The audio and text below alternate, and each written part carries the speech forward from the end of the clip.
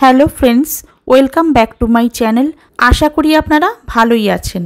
আজ শেয়ার করছি এই সিজনের একটা লোভনীয় রেসিপি, ম্যাঙ্গো ভাপা দই।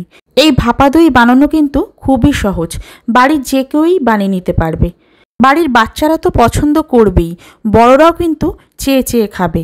আর বেশি দেরি না করে আপনাদেরকে রেসিপিটা শেয়ার করে দিচ্ছি।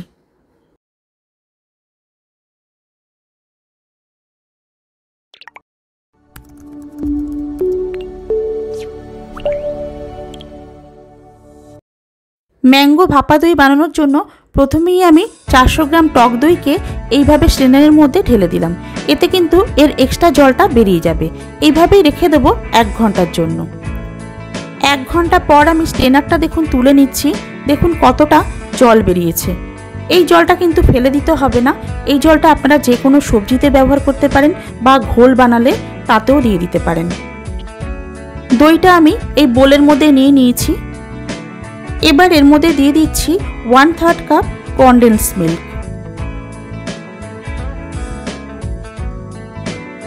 আর এই 1/3 কাপ পরিমাণেই ম্যাঙ্গো পাল্প। এই দুটোর পরিমাণ কিন্তু ঠিকঠাক রাখবেন, তাহলেই দইটা খুব ভালো তৈরি হবে। এবার উস্কের সাহায্যে খুব ভালো করে ফেটিয়ে নিতে হবে। আর ফেটিয়ে একটা স্মুথ ব্যাটার তৈরি করতে হবে। আমি এই ব্যাটারে যে কনডেন্স মিল্কটা ব্যবহার করেছি সেটা কিন্তু হোমমেড। কনডেন্স মিল্কের রেসিপি আমি আগেই শেয়ার করেছি, আপনারা আমার চ্যানেলেই পেয়ে যাবেন। দেখুন ব্যাটারটা আমার তৈরি হয়ে গেছে। এবার আমি একটা কড়াই গ্যাসের উপর বসিয়ে নিয়েছি আর ওর মধ্যে দিয়ে দিচ্ছি একটা কিচেন স্ট্যান্ড। এবার এর মধ্যে ঢেলে দিচ্ছি কিছুটা জল আর এর উপরেই বসিয়ে দেবো একটা স্টিলের প্লেট।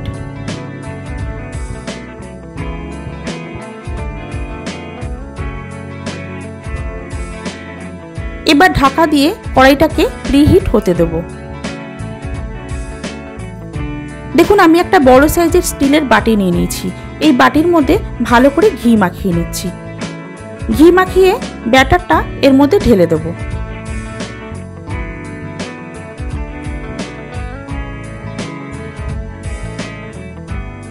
সম্পূর্ণ ব্যাটারটা ঢেলে নেওয়ার পর এইভাবে একটু ড্যাপ করে নিতে হবে, তাহলে কিন্তু একদম ভালো মতো মসৃণ হয়ে বসে যাবে।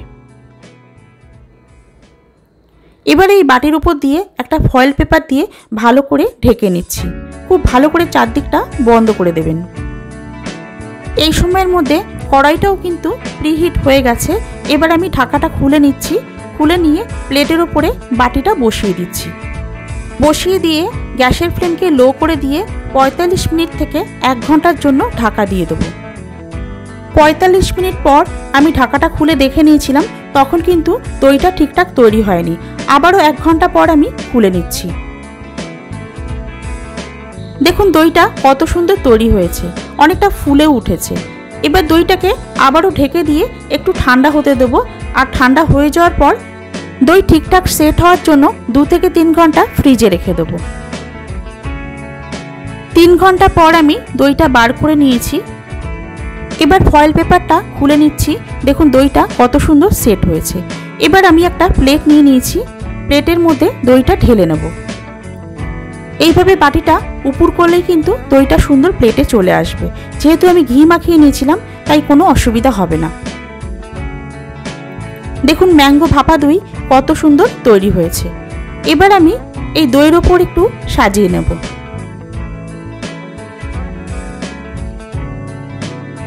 ওপর থেকে দিয়ে দিচ্ছি কিছুটা কেশর। আর যেহেতু ম্যাঙ্গো ভাপা দই তাই ওপর থেকে কিছুটা ম্যাঙ্গো কুচিও দিয়ে দিচ্ছি। এই ম্যাঙ্গো কুচি দিলে দেখতে যতটা ভালো লাগবে আর খাওয়ার সময় মুখে পড়লে ততটাই কিন্তু ভালো লাগবে। আপনারা দেখতেই পেলেন রেসিপিটা কত সহজ আর খেতেও কিন্তু দারুণ টেস্টি হয়। আপনারা অবশ্যই একবার বাড়িতে ট্রাই করে দেখবেন।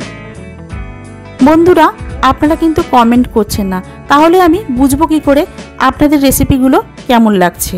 আমাকে না জানালে আমি কিন্তু বুঝতে পারছি না, তাই অবশ্যই একটা কমেন্টের মাধ্যমে জানিয়ে দেবেন। আর আপনারা আমার কাছে কীরকম রেসিপি দেখতে চাইছেন সেটাও জানিয়ে দেবেন। এই রেসিপিটা যদি আপনাদের ভালো লাগে তাহলে লাইক, কমেন্ট আর শেয়ার করতে ভুলবেন না। যারা সাবস্ক্রাইব করেননি তারা সাবস্ক্রাইব করে আমার পাশে থাকবেন আর বেল আইকনটাও ক্লিক করে দেবেন, তাহলে আমার পরের ভিডিওগুলো আপনারা সবার আগেই পেয়ে যাবেন।